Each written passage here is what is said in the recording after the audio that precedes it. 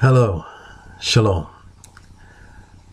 This is Brother Dave, Israelite and seer in these end times. I would like to spend a few moments with you right now and just share some of my thoughts with regard to this phenomenon called Donald Trump and what this means to us as end-time disciples in these last days. Well, there are a few things I would like to discuss with you. I want to be frank. I want to be completely open about it, my feelings, my observations about this man. First of all, I would like to say that I believe there's quite a strong possibility that this man could actually be an Antichrist power. I'm not going to say he is the Antichrist, because the ultimate Antichrist, according to the scriptures, is not a single human being, but is rather Satan himself. He is Antichrist. He is the number one enemy of Jesus Christ. However, the scriptures do tell us that there are several or many antichrists out in the world, and I believe that this man is one of them. Why do I say this? I hesitate to call anybody an antichrist unless I have some really good evidence, some strong foundation or grounds to make such a claim. But in the case of Mr. Trump, there's ample evidence, in my view, that he is controlled, he is motivated, he is moved by forces that are not good.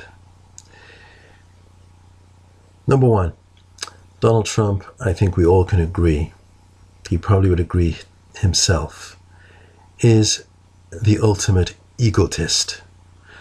An egotist is one who loves to talk about themselves, talk about their achievements, their accomplishments, their characteristics, the things that make them a great individual. Donald Trump does this constantly. He's talking about his businesses, he's talking about his golf clubs, his beautiful hotels, his beauty pageants, his great TV show that's number one in the ratings, his looks, you name it. Donald Trump loves to talk about himself. And this is one of the marks of an Antichrist. One of the marks. Not the only one. Another very strong one is his love for money.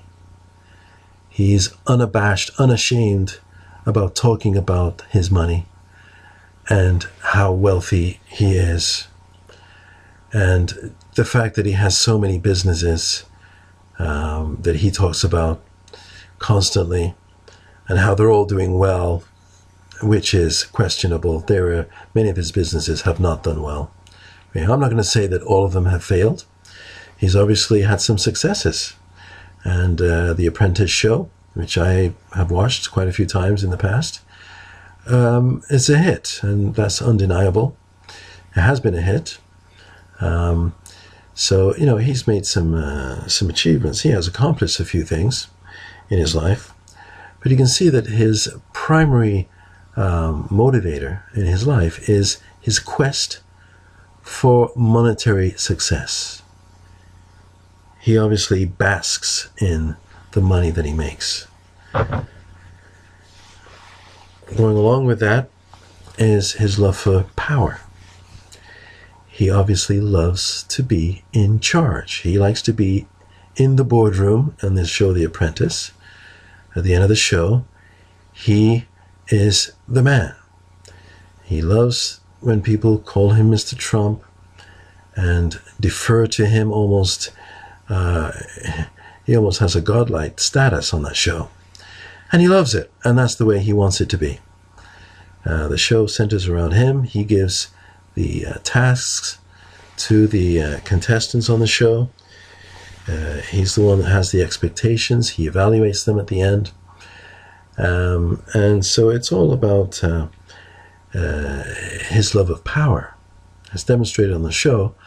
And, you know, the fact that he wants to become the most powerful person in the United States, symbolically, possibly throughout the entire world, is something that he sought and he's got now, and he is going to enjoy being in even more power than he had before.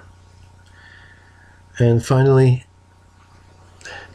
you may wonder why I'm mentioning this, but to me it has symbolic value. The fact that Mr. Trump, the Donald, doesn't live like any of us, and he wants it that way. Why do you think he lives in a tower as opposed to living in a mansion like most of the rich people? A mansion is not enough for Donald Trump. He wants to live in a tower that is piercing the clouds, so to speak. It's tall, it's grand, it's glamorous, it stands out. It's all the things that represent Donald Trump. That's what he wants to be. Somebody who's bigger and taller than all of us. And living in a tower, living on a penthouse, or one of the higher floors. I'm sure he's not living on the basement of the tower on the ground floor. He has a view that looks down at everybody else. He's looking down, literally looking down at everyone. Everybody's beneath him. That's how he likes to live. He may be very uncomfortable living in the White House, where he may only be a couple of floors above the ground at the White House. I'm sure he's going to miss being way up there and looking down at everybody in that tower. And please do not escape the symbolism here of living in a tower. It brings to mind in the book of Genesis, chapter 11, where the men of the earth decided to meet on the plain of Shinar, and they wanted to construct something, a tower that would reach up into the heavens and would be a symbol of the greatness of these people. They said, let us build a tower and a name for ourselves. Right? Donald Trump is in love with himself. And even his name is everywhere. He plasters his name on just about everything. He has a helicopter with the name Trump boldly written along the side. He has cars, I'm sure a number of his vehicles has his name on it. He has a clothing line, ties, and shirts, I believe, and they all bear his name. This man is obviously a narcissistic, egotistic, full of himself character who loves money, lives in a tower, and thinks the rest of us are way below him. We're all inferior creatures, slugs, compared to him. So he has a number of characteristics that would tell me that he is being controlled by satanic forces. He also has a love of the military. He went to a military school as a youngster. His father sent him there because he had disciplinary problems at a regular school. And so early on in life, he would have had an attachment to military.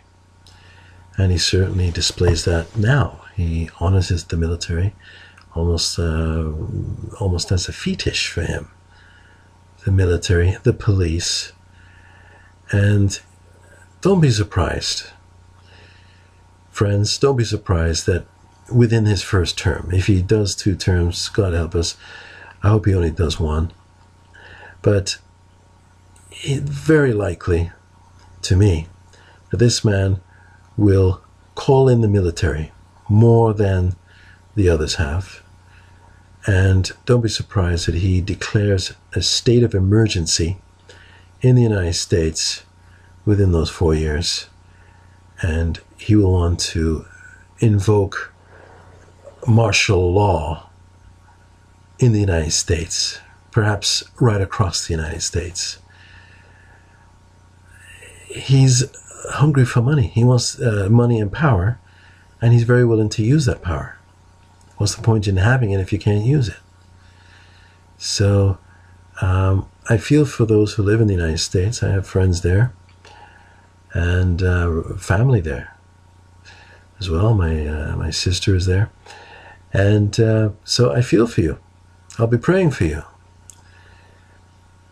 Because this man is an Antichrist personality. Shalom to you.